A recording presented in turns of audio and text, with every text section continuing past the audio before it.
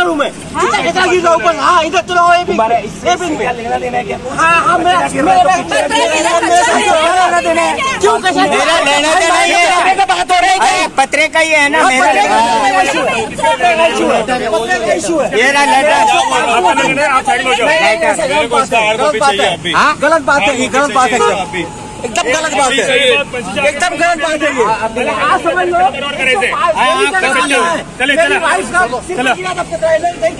सबसे पहले तो मैं आपका शुक्रिया अदा करता हूँ कि आप आए। कल मैंने देखा आपका इंटरव्यू, आपने एक ही पक्ष का इंटरव्यू लिया तो हमारा नहीं सुना तो थोड़ा गुस्सा तो आया, लेकिन आपने सामने से बोला और आप आए हमारा इंटरव्यू देने के लिए। ये सोसाइटी के चेयरमैन है मुदस्सर पटेल, मैं सेक्रेटरी समीर चटकारा, ये ट्रेजरर माधवी कुलकर्णी। तो वो बोलते ना जैसे केस होता है तो कोर्ट में हम जो कहेंगे सच कहेंगे, तो कल की इंटरव्यू के बिहाफ पे हम जो भी कहेंगे आपको पूरे प्रूफ के साथ, उसके जैसे नहीं इंटरव्यू देंगे, पूरे प्रूफ के साथ देंगे और सच ही बोलेंगे। आपने इंटरव्यू की शुरुआत की थी, उसने बोला था जिसमें आपने बोला था एक गरीब आदमी का वो तोड़ा गया शेड। पहले तो वो 1.25 करोड़ वो दुकान की कीमत है, वो गरीब आदमी नहीं है। इसके अलावा उसके विराट में और भी गाली है, ठीक है? वो गरीब आदमी नहीं है। गरीब आदमी 3 लाख का शेड भी नहीं लगा सकता। उसने जब शेड लगाया हमने उसी वक्त उसको बोला कि भाई ये गैर कानूनी है, मत लगा। मतलब जब उसने शेड लगा रहा था तो आपकी सोसाइटी ने ऑब्जेक्शन लिया? सबसे पहले उसने हमें लेटर परमिशन दिया। ये जो आपको वो कल दिखा रहा था, आपने उसमें भी दिखाया, यही वो है। इसको जरा ध्यान से देखिए, इसमें क्या लिखा हुआ है, आप पढ़ो ना, चश्मा लगाना पड़ेगा। ये त्याने आमच्याकडून एक परमिशन, मराठीत बोलतो कसं आहे की हा जो जेठाराम चौधरी आहे याच्या शॉपच्या इथे शटरकडे थोडंसं लिकेज येत होतं, वरून पाणी वगैरे येत होतं। त्यांनी सांगितलं की ते पाणी वगैरे येतं तर त्याच्यासाठी मला एक थोडीशी शेडची परमिशन द्यावी जेणेकरून ते माझ्या दुकानात पाणी येणार नाही। किती फूटची, कितना फूट की परमिशन होणार? सोसायटीचं एलिव्हेशन आहे, भिंतीचा जो एलिव्हेशन असतो तेवढंच, त्याच्या पलीकडे नाही।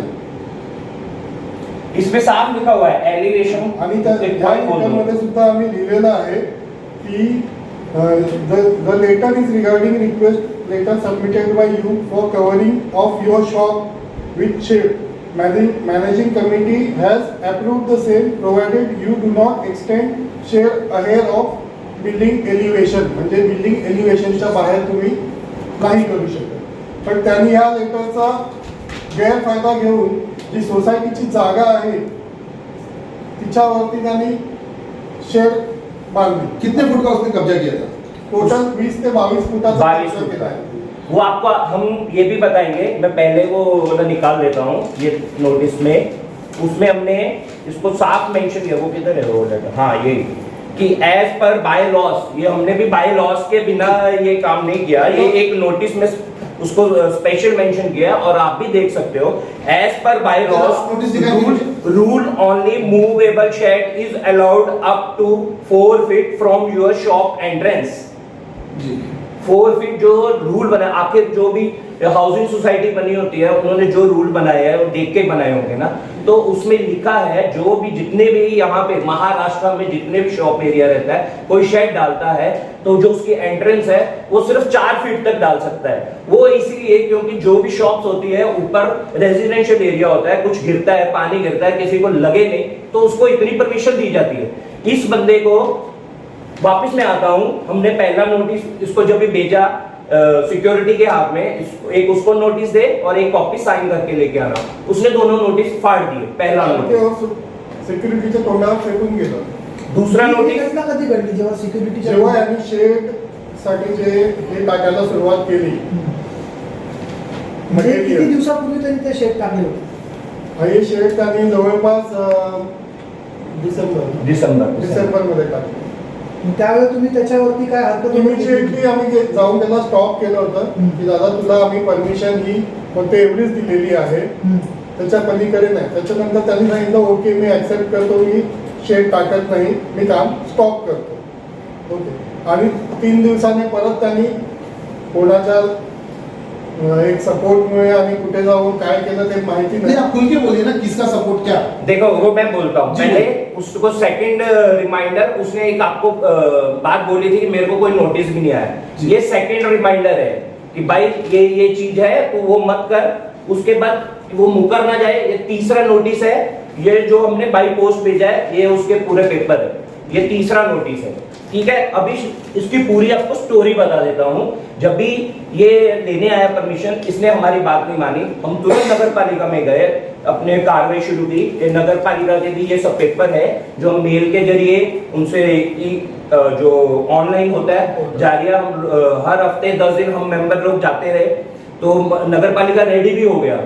सहयुग से मिले, गोलीन में मिले, वो रेडी भी हो गए सब। लेकिन अचानक हम वेट कर रहे हैं, वो बोलते हम हटाएंगे उसको, नहीं आया। हमें पता चला कि कोई पॉलिटिकल प्रेशर पड़ रहा है। जो चीज उसने आपको बोली कि पॉलिटिकल, हम किसी पॉलिटिकल पार्टी के पास नहीं गए, क्योंकि हमें पता है हम सोसाइटी के रूल्स के हिसाब से चल रहे हैं। हमें क्या जरूरत है, ये सोसाइटी के रूल्स है, हम कुछ गलत नहीं कर रहे। नगर पालिका भी मान गया, पुलिस ने भी ये चीज एक्सेप्ट कर ली, लेकिन अचानक ये काम क्यों रुक रहा है, क्यों नहीं टूट रहा, ये हमें पता चला कि उसने ये किसी पॉलिटिकल पार्टी के दबाव में किया है। लोकल भी पार्टी है और पार्टियां में, किसी पार्टी का नाम नहीं लेना चाहूंगा। एक बीच में उसने उससे मेरे को फोन पे बात भी करवाई। वो लेडी थी, मैं जानता हूँ, वो लेडी ने मेरे को फोन पे 4-5 मिनट बात की, मेरे पास उसकी रिकॉर्डिंग भी है।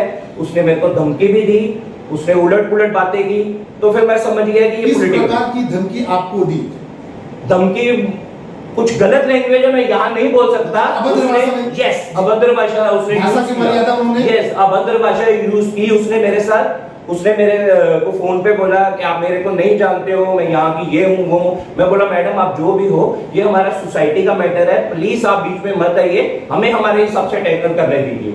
वो बोली वो कुछ नहीं, ये मेरा भाई लगता है, तुम इसको हाथ लगा के दिखाओ तो मैं देखूंगी कि ये इसका तुम शेड कैसे करवाते हो, तोड़वाते हो। ठीक है, वो बात खत्म हो गई। हमें पता चला, कंटिन्यू हम भी अपना काम चालू रखा, प्रेशर हम भी जाते रहे, लेकिन हमारा काम नहीं हुआ। लास्ट में हम लोग मनसे के पास, राउत साहब के पास बुलिंग में गए, उनको ये चीज बताई, सर हमारी ये प्रॉब्लम है, सारे पेपर दिखाए। वो बोलते आप बिल्कुल सही हो, लीक लियो। फिर आखिर कल वो दिन आ गया, इतने महीनों की मेहनत के बाद, जो मनसे ने ये कंटिन्यू पेपर व्यवहार जो भी जारी रखा, कि आखिर उसका शेड टूट गया। ये सिर्फ वो जो बोल रहा था कि पॉलिटिकल पार्टियां हमारे साथ है, उस प्रेशर से ये हो रहा है, ऐसा कुछ नहीं है। पॉलिटिकल पार्टियां उसके साथ है। हमें कई जगह से फोन आए, हम किसी पार्टी का नाम नहीं लेना चाहते कि तुम ऐसा मत करो, उसको लगाने दो। वो हर जगह पैसे पहुंचा रहा है, कोई भी जगह हो। उसने बहुत पैसा चढ़ाया है, वो गरीब आदमी है, वो चढ़ा सकता है, गरीब आदमी ही पैसा चढ़ा सकता है। हमारे जैसे मिडिल क्लास पैसा नहीं चढ़ा सकते। हम सोसाइटी के अच्छे के लिए ही काम कर रहे हैं और आगे भी करते रहेंगे। लेकिन संदेह की बात ये भी होती है ना कि जो बाजू में जो होटल खुला हुआ है, उस होटल की भी व्यवस्था वैसी भी है। उसने अपनी कुर्सियां, चेयर्स जो बाहर रखी है, वो कहाँ तक सही? देखिए, क्या वो गलत नहीं है? नहीं, मैं आपको बताता हूँ। हमारी कोशिश रहती है कि देखो, हर किसी का घर चलता है, जो दुकान चलाता है उसके लिए। उसने बाहर जो वो होटल के चेयर लगाए, वहां पे कस्टमर आके बैठते हैं। हम लोगों ने उनको एक बोला हुआ है कि भाई तुम्हारी वजह से किसी को प्रॉब्लम नहीं होना चाहिए। हम लोगों ने रूल्स रेगुलेशन में ये भी उसको बोला है, सिगरेट वगैरह बंद किया है। यहाँ पे जो सोसाइटी का पैसेज है, सिगरेट वगैरह भी नहीं अलाउड होना चाहिए। उनको दिया कि हमने किसी के पेट पे लात नहीं मारनी। और उन्होंने जब भी बोला शेड, क्योंकि बारिश भी आती है, प्रॉब्लम होती है, हमने बोला ठीक है शेड डाल सकते हो, लेकिन फोल्डिंग वाला जो रोल होता है, बारिश चले जाएगी वो शेड उतर जाता है। उसको भी यही चीज बोली गई थी कि तू भी डाल शेड, हमें कोई प्रॉब्लम नहीं है, तुम धंधा कर रहे हो करो, हम कभी किसी को कुछ बोलते ही नहीं, तुम्हारा धंधा है ठीक है चलो। उसको भी हमने यही बोला कि फोल्डिंग वाला तू भी शेड डाल, लेकिन उसने भी वो नहीं मानी हमारी बात। तो आज ये आपके सामने है। तो इसके आगे की जो कार्रवाई है, जैसे कि MRTP भी दाखिल हुई है, तो आगे किस तरीके की भूमिका आपकी रहेगी? जो भी MRTP दाखिल हुई है, जो हम अभी मीटिंग, हमारा EGM भी आने वाला है, जैसे आपने भी पूछा ये है, हम उसमें जो भी है पास होगा मीटिंग में, क्योंकि हम एक पोस्ट पे है, लेकिन हर चीज हम पोस्ट कमेटी वाले डिसीजन नहीं ले सकते। EGM में पास होगा, उनको हटाना है तो वो हम हटाएंगे, जो है वो डिसीजन AGM में होगा, वो हम रूल्स लेके आएंगे। अभी आपने बोला कि जो बाजू की जो शॉप है जहाँ पे होटल चल रहे हैं, हाँ। उन्होंने फोल्डिंग वो सेट डाला हुआ है। बिल्कुल डाला। अगर इस तरीके का सेट वो डालते हैं तो उसमें कोई बिल्कुल नहीं, हमने उस दिन भी उसको बोला है, ये टूटने के बाद भी हमें कोई प्रॉब्लम नहीं है, हम आपके सामने बोल रहे हैं वो डाले, वो उसके लिए कोई अलग रूल थोड़ा है। शॉप वालों की मीटिंग भी बुलाई हम लोगों ने। और दूसरा आप बात वो बीच में मैं भूल गया, आपको एक चीज और नहीं मालूम जो उसने गलत की हुई है। जब भी उसने शेड डाला अपना शॉप को 2 फीट तक आगे बढ़ाया है, जो वो भी गलत है। फिर उसने शेड क्यों लगवाए? शेड लगवाने के बाद उसने उधर 6 स्टॉल, चाइनीज वाले को, पाव भाजी वाले को, चाय वाले को रेंट पे दिए, जिसका वो रेंट लेता था। हम जब भी उसके पास गए कि भाई अभी तू ये क्या किया है, इसका परमिशन लिया है, वो बात नहीं करता था। वो स्टॉल में जो उसने बिठाए थे वो गुंडे टाइप लोग थे, वो बोलते हैं हमारे से बात करो, क्या करना है तुमको, जो करना है कर लो।